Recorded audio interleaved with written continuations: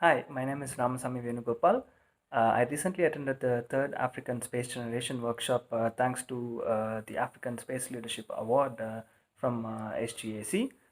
This is one of several regional workshops held across the world which bring together youth and experts to talk about issues pertinent to a region space sector.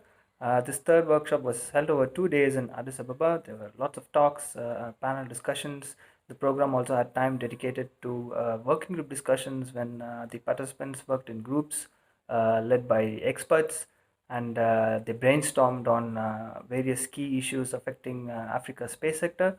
The whole event, the workshop was followed by the African Space Leadership Congress, which is the biggest gathering of space stakeholders in Africa. So participants were able to attend that as well. Overall, I think the workshop provided international exposure to participants, lots of networking opportunities, and also an opportunity to contribute directly to issues facing the African space sector.